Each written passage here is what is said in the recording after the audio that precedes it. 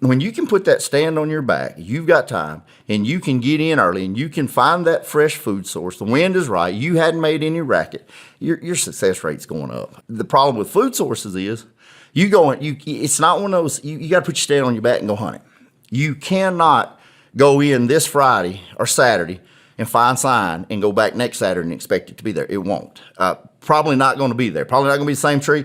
Now, they may not be 200 or 300 yards apart, but they may be a half a mile. Well, now, one thing that you're well known for, outside of just calling deer, but it was hunting a bunch of feed trees and killing a lot of deer around feed trees. And, of course, calling also played a factor. But this comes up quite often. We try to do a couple feed tree episodes every single year from different guys across the Southeast. And it's one of those conversations that when we get someone who's very consistent finding, hunting, and killing deer, especially mature bucks over feed trees, it makes for a great conversation. How did you start implementing hunting feed trees down here, especially in some of the bottoms? And what was the learning curve of trying to build success hunting feed trees when there's so many different options down in the bottoms? It started in a place where had white oaks just galore. And that's where I hunted, starting out early in my career. That's where I hunted a bunch because there was a high deer population there, and it was easy access. And it was easy not to get lost in there versus the river bottoms and water and that kind of stuff without maps and phones and tracking devices. And I started talking to older people that weren't bow hunters, but that were, killed a lot of deer. Okay, what are these deer eating? And watching videos, that's what they talked about, getting to where they feed, And then I got to thinking about squirrels. How do I kill squirrels? Feed trees. How do I kill turkeys? How do I catch fish? If you were going to hunt me, what would be the easiest way to get me? Steak joint, So it was that type deal. And I learned, okay, you got to find white oaks. Well, this place had, like these, like my farm here, it's just all white oaks. So, when the red oaks are dropping, there's very few of them. So guess where the deer are going to be? They're on those red oaks, and they're a lot easier to find. And so, man, I just started walking, and I started noticing that when I used to just find a tree dropping, I'd set up, okay? Wouldn't see nothing, or might see something, but I wasn't having success. And then I started noticing that, man, there's all kind of tracks and deer droppings here, and I'd set up and just every time I'd have deer. So I decided, it didn't take me long. I'm not that person that I'm not going to do the same thing over and over and be unsuccessful at it. Now, I may be unsuccessful at something for the rest of my life, but I'm not going to be doing the same thing on Thursday that I did on Monday. I'm going to try something different. And so I just got to where I was walking until I started finding that sign, and my success started going up. And then I started implementing it in other areas of Arkansas where I was hunting in the river bottoms and that type thing, where you find, okay, they're on red oak ridges. That's what they're going to be on in the bottoms. And there's always one group of trees or one ridge that is better. And I just wouldn't stop until I found that spot. I got probably 8 or 10 years into my bow hunting career. And it was something that I did every day. I did with a passion. I loved it. And I loved being successful at it. And if I went to the woods and didn't see a deer, I was mad. I was not happy. If I went to the woods twice, 2 days in a row and didn't see something, I'd change everything I did. I'd go back, all right, what did I do wrong? And because deer move, they move. They're going to get up and move. Now, they may not get up and move far. They may not move often, but they're going to move. And if you can get in on those feed trees, to me, there's guys that are successful on trails. There's guys that are successful in bedding areas and cutovers and everything else. Their success is, for the most part, is usually they wait and wait and wait. They're patient. And it takes them multiple times. They may hunt 7 or 8 times and not see a deer. Well, I'm not that guy. I couldn't do that. So for me, hunting fresh sign and getting into that fresh sign without spooking the deer and having the wind correct, my scent control correct, I was successful on every hunt. Now, whether I killed a deer or not, I was tracking it there over a few years, and I was hunting 75 to 85 days a year. I was having a deer within bow range 65 to 68 of those days. I was seeing deer 70 of those days. I was having 3 or 4% of my time I did not see deer, and less than 15% of the time that I didn't have a deer inside 40 yards. So to me, that was success. Now 2 times out of those 80 times did I have a mature buck inside bow range. But I still had, deer. I still had 3-year-old bucks and 2-year-old bucks and that kind of stuff. So it was with feed trees, once I learned, and then once I figured out how to call deer, it just escalated that, because now I'm in an area where the deer are naturally coming to anyways, and I'm calling to them. So it worked out really well. And the majority of my bucks, my mature bucks, I called in, or I know they heard me because I called a lot. I never went 15 minutes without calling, so they heard me. Now, when I was just doe hunting, I would go in, I would say, okay, I'm going to kill a doe today. Well, whoever was with me was taking knives and trash bags because they knew it was going to happen, and I would go in, find that feed tree, and typically by 3 o'clock, I had 1 on the ground or 2 on the ground. It's just it's a high success rate in hunting over a fresh food source. Now, the problem with food sources is it's not one of those, you got to put your stand on your back and go hunt it. You cannot go in this Friday or Saturday and find sign and go back next Saturday and expect it to be there. It won't. Probably not going to be there. Probably not going to be the same tree. Now, they may not be 200 or 300 yards apart, but they may be a half a mile. We've had groups of deer.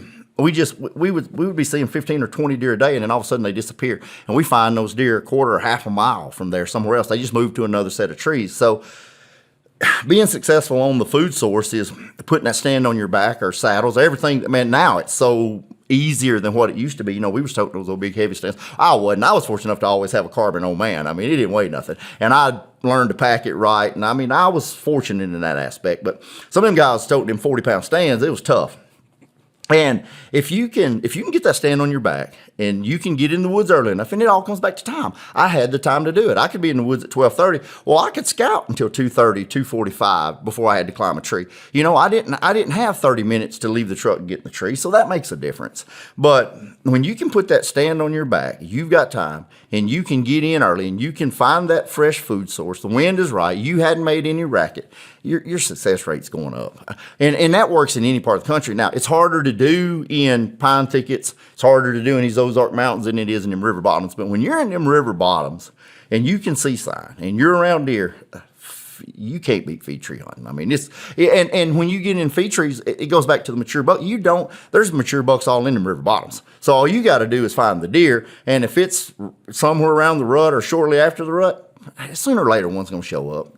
It's not luck, because you have a pattern, you have a reason why you're there. You may not know what buck's going to show up, but he's coming. I love this conversation. This gets me so fired up. This is one of the conversations that we had early on that led to a whole bunch of listener success stories. Mm-hmm. And one of the things about it that I think really got people, like really got me, was just the fact that you're like what you just said, putting a stand on the back. And I think that you said the term, I'm not hanging and hoping, I'm hanging and hunting. That's right, hanging and hunting. Oh, yeah. I don't have time in life to hope. I go with a purpose at everything I do, and hunting was one of those things. And there was many an afternoon that I would walk for 4 hours and go right back to the truck with my stand on my back, because either I didn't find a spot, or I found it and it wasn't right, or I messed it up, I jumped deer out of it or something. And I didn't like. Now I do. I'm a little different now. Now I can go out here, or I can go down the bottoms. I can hang 2 afternoons, but I was hunting 7 days a week. I wasn't out there because I liked sitting in a tree stand. I like to shoot stuff. So I wanted to be on deer. So, I mean, if I didn't find a place that fired me up and I thought, man, this is going to work. The deers, they're going to come from right here, right there. They're going to be right here when I shoot them. And there were so many of the videos back during TNU that I would get in a tree and I would say, hey, I'm either going to shoot one right here, or I'm going to video one right here. And 3 hours later, I'd have the video of one standing right there. It just, once you, and I was doing it so much that you just know, you can position them around the end of logs and treetops, and you can manipulate deer if you know what you're doing. I mean, a lot of times. But once I figured out that, man, I can see deer 90% of my hunts, I can see deer if I find that right tree, that right group of trees, and it's just, it works. I mean, it really does. Now it took me a long time it probably took me 2 or 3 years of hours and hours and hours of walking to realize, okay, this is fresh sign. This is a lot of deer sign. This ain't squirrels. This ain't, I don't know how many people tell me they had this great trail and we're hunting and we go out there, there's an armadillo trail. I mean, it happens, and it happens often. And I'm sure I hunted armadillo trails growing up. But when you get, if you're anywhere in soft ground and you have a feed source, whether it's persimmons or it's acorns or it's honey locusts or whatever a deer's feeding on, goes back to woodsmanship, whatever's feeding on, when you can get the wind right, you can be quiet. I mean, your woodsmanship has to be right. You slip in. Everything is with a purpose, and you find that spot and you ease back and you set up, your success rate's going up. You're going to enjoy that, because now when you get up and all the time, money, effort, time away from home, families, everybody's got families now, now you're going out there with a purpose. Okay, I'm going to see deer. You go out. And I know people that will try to hunt on 40 acres. They'll try to hunt this, and they'll go out and they'll set day after day after day and not see nothing. I'm like, I don't know how y'all do that, But when you can get up every day and you're excited, you're like, man, I know I'm going to go. I'm going to see deer today. The wind's right, everything's perfect. And you're in a tree and you're just waiting on it to happen.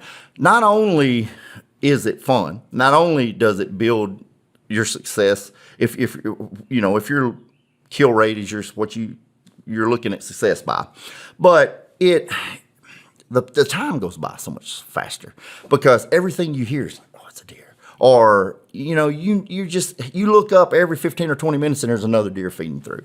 It's a different kind of hunting than when you just, over the last 3 or 4 years, I've just went out and hunted. I've just kind of went out and climbed a tree. And 45 minutes after I'm in there, I'm thinking about the farm. I'm thinking about work. I'm thinking about what Karen and I can be doing. I'm thinking about grandkids, and when I go out and I'm in a spot and I'm like, man, this is it. Nothing ever crosses my mind except for where's that deer coming from and when he's coming. And the last hunt I had this year, I found one of those places and I saw 13 deer. I did not see a deer that I wanted to shoot, but I saw 13 deer that afternoon. And it brought back those memories of, man, that's why I did it, And now life and time gets in the way, and I had success at it. So I don't chase it like I once did, but I still enjoy talking about it. I still have young guys come to me and ask me things, and I love to sit around and talk deer hunting.